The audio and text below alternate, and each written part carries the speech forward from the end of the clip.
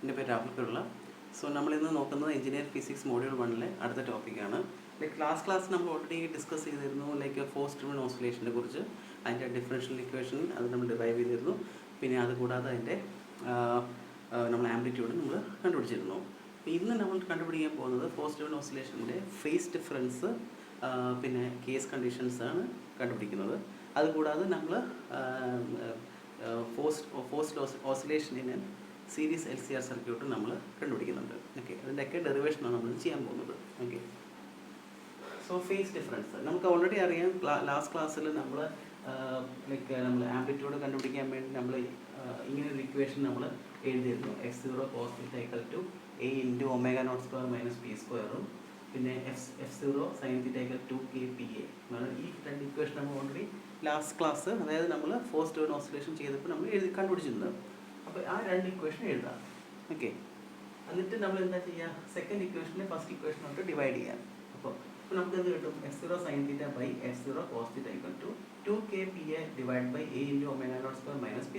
Okay, sign ഇന്നത് f0 cancel ചെയ്ത് പോകും. അപ്പോൾ നമുക്ക് എന്ത് കിട്ടും? sin θ / cos θ എന്താണ്? tan θ അല്ലേ? tan θ = 2kPa / a × ω02 - p². Therefore θ = tan inverse 2kPa / a × ω02 - p². ഇതാണ് നമ്മുടെ ഫേസ് ഡിഫറൻസ് തീറ്റയുടെ കാര്യം. ഒന്നുമില്ല, നമ്മൾ കഴിഞ്ഞ പ്രാവശ്യം കണ്ടുപിടിച്ച ഇക്വേഷൻ, അതായത് ഈ രണ്ട് ഇക്വേഷൻ നമ്മൾ ഓൾറെഡി ഡിറൈവ് ചെയ്തിട്ടുണ്ടായിരുന്നു. ആ രണ്ട് ഇക്വേഷൻസ് നമ്മൾ വീണ്ടും എടുക്കുക, അതിനെ ഡിവൈഡ് ചെയ്യുക. Just second equation first equation divide ചെയ്യുമ്പോൾ നമുക്ക് ഈ ഒരു കാര്യം കൂടെ കിട്ടും. ഓക്കെ, ഇനി നമ്മൾ ഓൾറെഡി ചെയ്തിട്ടുണ്ടായിരുന്നു നമ്മുടെ general solution a sin θ sin pt - θ നമ്മൾ ഓൾറെഡി എഴുതിയിട്ടുണ്ടായിരുന്നു ജനറൽ സൊല്യൂഷനകത്ത് തന്നെ. ഓക്കെ, അപ്പോൾ ആ ഇക്വേഷൻ തന്നെ വീണ്ടും എഴുതുക.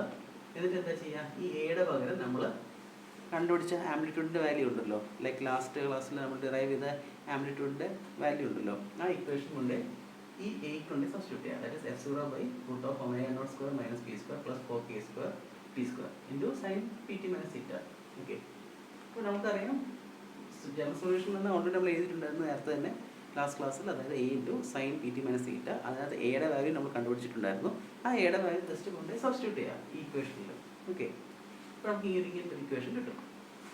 ഇനി ഇത് വെച്ചിട്ടാണ് നമ്മൾ കേസ് കണ്ടീഷൻസ് നോക്കുന്നത്. ഓക്കെ, ഫസ്റ്റ് കേസ് കണ്ടീഷൻ എന്ന് പറഞ്ഞാൽ p < ω0. p < ω0, അതായത് p < ω0 വന്നാൽ എന്ത് പറ്റും നമുക്ക്? അതായത് p < ω0 ആണെങ്കിൽ പിയുടെ വാല്യൂ ഒരുപാട് കുറവല്ലേ, അപ്പോൾ നമുക്കത് നെഗ്ലിജിബിൾ ആണല്ലോ, 0 ഒക്കെ എടുക്കാമല്ലോ. അപ്പോൾ നമുക്ക് എന്ത് കിട്ടും? f0 ഇവിടെ സബ്സ്റ്റിറ്റ്യൂട്ട് ചെയ്യുമ്പോൾ എന്ത് കിട്ടും? f0 അതായത് നമ്മൾ ഈ p < ω0 എന്ന് പറഞ്ഞാൽ നമ്മൾ ആംപ്ലിറ്റ്യൂഡ് ഈ ഒരു ഇക്വേഷനാണ് നമ്മൾ സബ്സ്റ്റിറ്റ്യൂട്ട് ചെയ്യേണ്ടത്. അപ്പോൾ ഒരിക്കലും കൺഫ്യൂഷൻ വരില്ല. ഈ ഇക്വേഷനല്ല, ഈ p < ω0 എന്ന് പറഞ്ഞാൽ നമ്മുടെ ആംപ്ലിറ്റ്യൂഡിൻ്റെ ഇക്വേഷനാണ് നമ്മൾ അപ്ലൈ ചെയ്യേണ്ടത്. ഓക്കെ, അപ്പോൾ നമുക്ക് എന്ത് കിട്ടും?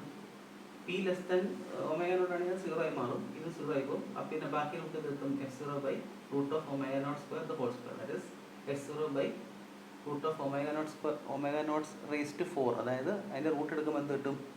ω02 തന്നെ കിട്ടും അല്ലേ? അപ്പോൾ ഇത് നമുക്ക് കിട്ടും. ഇതിനകത്ത് നമ്മൾ എന്താ ചെയ്യേണ്ടത്? f0 എന്ന് പറഞ്ഞാൽ നമ്മൾ ഓൾറെഡി നമ്മൾ എഴുതിയിട്ടുണ്ടായിരുന്നു ലാസ്റ്റ് ക്ലാസ്. അതായത് capital f0/m is same as small f0 അല്ലേ?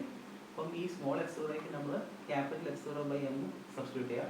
അതിൽ ω02 നമ്മൾ c/m നമ്മൾ ഓൾറെഡി ലാസ്റ്റ് ക്ലാസ് ഡെറിവേഷനിൽ എഴുതിയിട്ടുണ്ടായിരുന്നു. അതിന് ജസ്റ്റ് ഇവിടെ സബ്സ്റ്റിറ്റ്യൂട്ട് ചെയ്യുക.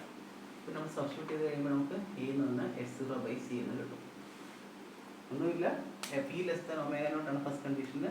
അതിന് ആംപ്ലിറ്റ്യൂഡ് ഇക്വേഷൻ എഴുതാം. അതിൽ കൊണ്ട് p < ω0 ആണെങ്കിൽ പിയുടെ വാല്യൂ വളരെ കുറവാണ്. സോ നമുക്ക് ബാക്കി f0/ω02 കിട്ടും. ഈ രണ്ടിൻ്റെ വാല്യൂ നമ്മൾ ഓൾറെഡി ലാസ്റ്റ് ക്ലാസ്സിൽ നമ്മൾ എഴുതിയിട്ടുണ്ടായിരുന്നു. അത് ജസ്റ്റ് സബ്സ്റ്റിറ്റ്യൂട്ട് ചെയ്യാം. അപ്പോൾ നമുക്ക് ആംപ്ലിറ്റ്യൂഡ് എന്ന് പറഞ്ഞാൽ f0/c കിട്ടും. ഓക്കെ, ഇതാണ് കേസ് 1. ഇനി നമ്മൾ കേസ് 2 കണ്ടീഷനിലോട്ട് പോവുകയാണ്. ഓക്കെ, ഈ കേസ് 2 കണ്ടീഷൻ എന്ന് പറയുമ്പോഴത്തേക്ക് നമ്മൾ p > ω0. ഓക്കെ, അതാണ് കേസ് 2. അപ്പോൾ വീണ്ടും നമ്മൾ ആംപ്ലിറ്റ്യൂഡിൻ്റെ ഇക്വേഷൻ എഴുതാം.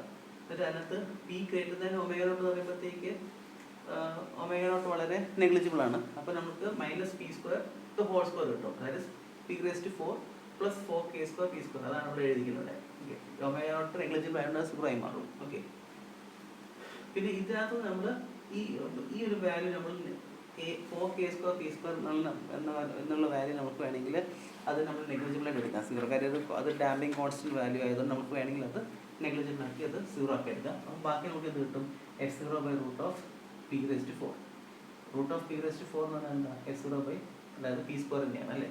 So F zero divide by P square അതിന് നമ്മൾ ആംപ്ലിറ്റ്യൂഡ് കിട്ടും കേസ് 2 അതായത് P greater than omega naught. ഒന്നുമില്ല, ആംപ്ലിറ്റ്യൂഡിൻ്റെ ഇക്വേഷനിലേക്ക് ഈ ഒരു കണ്ടീഷൻ അപ്ലൈ ചെയ്യുമ്പോൾ നമുക്ക് F zero by root of P raised 4 കിട്ടും. That is F zero by P square, that is the amplitude. ഇനി നമ്മൾ കേസ് 3 എന്ന് പറഞ്ഞാൽ omega naught is equal to P. അപ്പോൾ നമുക്ക് വീണ്ടും ആംപ്ലിറ്റ്യൂഡിൻ്റെ ഇക്വേഷൻ എഴുതുക, ഈ ഇക്വേഷൻ എഴുതുക. എന്നിട്ട് അതിനകത്ത് omega naught is equal to P ആയതുകൊണ്ട് ഇത് 0 ആയിപ്പോൾ ബാക്കി പിന്നെ എന്ത് കിട്ടുന്നത് root of P 4 K square P square കിട്ടും. ഈ ടേം 0 ആയി പോയി കഴിഞ്ഞാൽ പിന്നെ ബാക്കി എന്ത് കിട്ടും F zero by root of 4 K square P square, therefore F zero divide by 2 K P കിട്ടും. ഓക്കെ, ഇത് വളരെ സിമ്പിളാണ് അല്ലേ. നമുക്ക് ജസ്റ്റ് ആംപ്ലിറ്റ്യൂഡിൻ്റെ ഇക്വേഷനിലോട്ട് ജസ്റ്റ് സബ്സ്റ്റിറ്റ്യൂട്ട് ചെയ്താൽ മതി. ഒമേഗ നോട്ട് ഈക്വൽ ടു പിയും അതുപോലെ പി ഗ്രേറ്റർ ദാൻ ഒമേഗയും. പിന്നെ ഫസ്റ്റ് കണ്ടീഷൻ എന്താണ് omega naught is greater than P. ഈ 3 കണ്ടീഷൻസ് നമ്മൾ അപ്ലൈ ചെയ്താൽ മതി. ഓക്കെ, അപ്പോൾ ഇതാണ് നമ്മുടെ കേസ് കണ്ടീഷൻസ് നമ്മൾ പഠിച്ചിരിക്കുന്നത്. ഓക്കെ, ഇനി ഇത് കൂടാതെ ഞാൻ ഇന്നൊരു വേറെ ടോപ്പിക്കോട്ട് ഉദ്ദേശിക്കുന്നുണ്ടായിരുന്നു എടുക്കാൻ, അതായത് forced oscillation in series LCR circuit. Okay, basically നമ്മൾ നമ്മൾ സിമ്പിൾ പെൻഡുലത്തിൽ എങ്ങനെയാണ് മൂവ്മെൻറ്റ് എന്ന് പറഞ്ഞാൽ, അതായത് അതിൻ്റെ മൂവ്മെൻറ്റ് എന്ന് പറഞ്ഞു കഴിഞ്ഞാൽ ഇവിടെ സസ്പെൻഡഡ് ആണെങ്കിൽ അത് ഇങ്ങോട്ട് പോകും, റൈറ്റിലോട്ട് പോകും, പിന്നെ തിരിച്ചു വരും, ഈ പൊസിഷൻ എന്നിട്ട് പിന്നെ ലെഫ്റ്റിലോട്ട് പോകും, പിന്നെ തിരിച്ചു വരും അല്ലേ, ഇങ്ങോട്ട് പോകും. ഇതാണല്ലോ നമ്മുടെ സിമ്പിൾ പെൻഡുലത്തിൻ്റെ ഒരു മൂവ്മെൻറ്റ്. അതായത് അതിനൊരു കൈനറ്റിക് എനർജി ഉണ്ട്, അതിനൊരു പൊട്ടൻഷ്യൽ എനർജി ഉണ്ട്. മൂവ്മെൻറ്റ് ഉള്ളപ്പോൾ എനർജിക്ക് സ്റ്റില്ലോട്ട് വരുമ്പോഴത്തേക്ക് ഒരു പൊട്ടൻഷ്യൽ എനർജി, അങ്ങനെ ആ ഒരു രണ്ട് എനർജി അവിടെ ആക്ട് ചെയ്യുന്നുണ്ട് സിമ്പിൾ പെൻഡുലത്തിൽ. സിമിലർലി നമ്മൾ ഇപ്പം ഒരു LC സർക്യൂട്ട് എടുക്കുകയാണെങ്കിൽ, ഒരു LC സർക്യൂട്ട് എന്ന് പറഞ്ഞാൽ എന്താണ് ഇൻഡക്ടറും കപ്പാസിറ്ററും ഉള്ളൊരു circuit.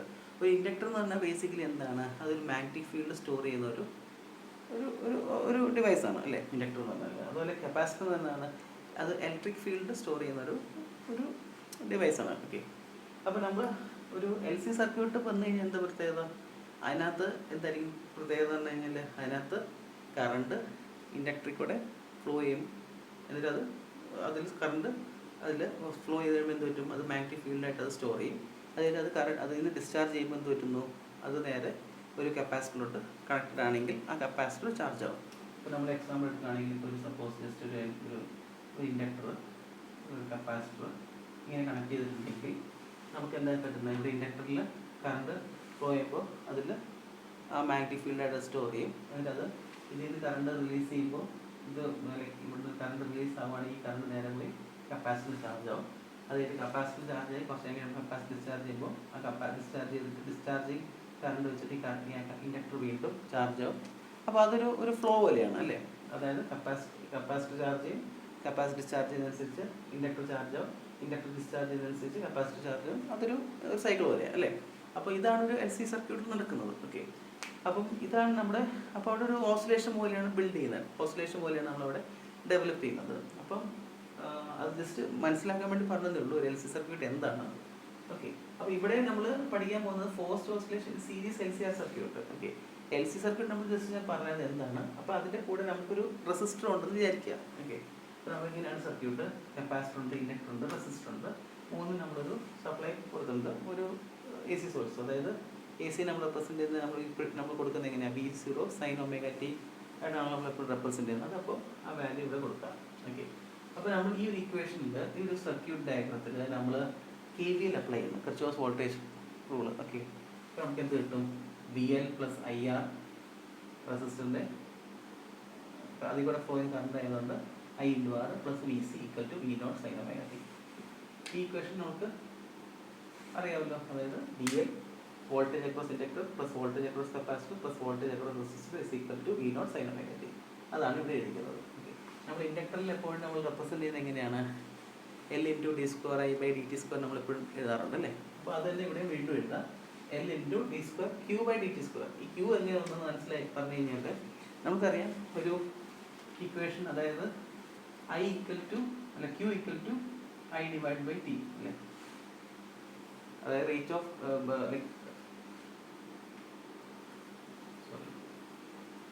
I = Q/T, the rate of change of charge per time ആണ് കറണ്ട് അല്ലേ. I = Q/T അല്ലേ.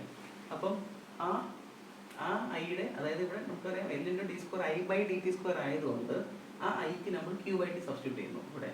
അപ്പോൾ therefore d2 ഐയുടെ പകരം d2 Q/dt2, അങ്ങനെയാണ് ഇങ്ങനെ ക്യൂ വന്നു അവിടെ. ഇനി ഇവിടെ ആർ ഇൻറ്റു ഐ എന്ന് പറഞ്ഞാൽ എന്താണ്, ഐക്ക് പകരം ക്യൂ, അതായത് D Q by D T, rate of change of current ആയതുകൊണ്ട് D Q by D T വന്നു. ഓക്കെ, ഈ I equal to Q by ടിയിൽ നിന്നാണ് നമ്മൾ ഈ ക്യൂ വന്നിരിക്കുന്നുണ്ട്. ഓക്കെ, അപ്പോൾ അങ്ങനെ വന്നപ്പോൾ ഇവിടെ ഡി എല്ലിൻ്റെ L D square I by D T square ആണെങ്കിൽ എൽ ഡി സ്ക്വയർ ഐയുടെ വരെ ക്യൂ ബൈ ക്യൂ സബ്സ്റ്റിറ്റ്യൂട്ട് ചെയ്താൽ മതി. Therefore L D square Q by D T square plus I into R, R into I എന്ന് പറഞ്ഞാൽ എന്താ, rate of change of current ആണെങ്കിൽ I into R into D Q by D T വന്നു. Plus V C, V C എന്ന് പറഞ്ഞാൽ എന്താണ്, നമുക്കറിയാം Q equal to C V എന്നറിയാം. അപ്പോൾ ദെയർഫോർ വി എന്ന് പറഞ്ഞാൽ എന്താ, ഈ same as Q by C അല്ലേ. അപ്പോൾ ആ വിക്ക് വരുമ്പോൾ ജസ്റ്റ് ക്യൂ ബൈ സബ്സ്റ്റിറ്റ്യൂട്ട് ചെയ്ത് ഇവിടെ equal to V zero sine omega T. ഇനി നമ്മൾ എന്താ ചെയ്യേണ്ടത്, ത്രൂ ഔട്ട് നമ്മൾ എൽ കൊണ്ട് ഡിവൈഡ് ചെയ്യാം. അപ്പോൾ നമുക്ക് എന്ത് കിട്ടും, V square Q by D T square plus R by L D Q by D T plus Q divide by C L equal to V naught by L sine omega T. ഇതാണ് നമ്മുടെ forced oscillation in series L C R സർക്യൂട്ടിൻ്റെ differential equation. Differential equation ഇതിൻ്റെയാണ് differential equation of the series L C R circuit. വളരെ simple അല്ലേ, ഒന്നുമില്ല അതിനകത്ത്. നമ്മളൊരു L R L C R L C മൂന്നെണ്ണം നമ്മൾ കണക്ട് ചെയ്യുന്ന സീരീസ് ആയിട്ട് അക്രോസ് എ സി വോൾട്ടേജ് കൊടുക്കുന്നു. കെ വിയിൽ അപ്ലൈ ചെയ്യുമ്പോൾ നമുക്ക് ഇങ്ങനെ കിട്ടുന്നു. അതനുസരിച്ച് നമ്മൾ L D square Q by D T square plus R D Q by D T plus Q by C equal to V naught sine omega T. Okay, ഇത് just ഈ ഇക്വേഷൻ നമ്മൾ എല്ലോണ്ട് ഡിവൈഡ് ചെയ്യുന്നു. പിന്നെ ശ്രദ്ധിക്കേണ്ടത് D square I by D T square ആണ്, പക്ഷേ ഐയുടെ പകരം നമ്മൾ ക്യൂ, ഐയുടെ ഇക്വേഷൻ അറിയാം ക്യൂ ബൈ ടി ആണ്, അതുകൊണ്ട് അവിടെ ഐക്ക് വരെ ക്യൂ ഇടുന്നു. അത്രേ ഉള്ളൂ വ്യത്യാസം. ഇവിടെ ആർ ഇൻറ്റു ഐയുടെ rate of change of current ആയതുകൊണ്ട് ഐയുടെ വരെ D Q by D T ആയി പ്ലസ് ബി സി എന്ന് പറഞ്ഞാൽ എന്താണ്, വി എന്ന് പറഞ്ഞാൽ എന്താണ്, നമുക്കറിയാം Q equal to C B, അതിൽ വി എന്ന് പറഞ്ഞാൽ എന്താ, ക്യൂ ബൈ സി. അതാണ് ജസ്റ്റ് സബ്സ്റ്റിറ്റ്യൂട്ട് ചെയ്യുക. അത് equal to V naught sine omega T. ഇത് ത്രൂ ഔട്ട് ബൈ എല്ലാം ഡിവൈഡ് ചെയ്യുമ്പോൾ നമുക്ക് ഈ equation, this equation is the differential equation of the forced oscillation in series L C R circuit. Okay, so മനസ്സിലായെന്ന് കരുതുന്നു. Any doubts ഉണ്ടെങ്കിൽ പറയണം. Thank U.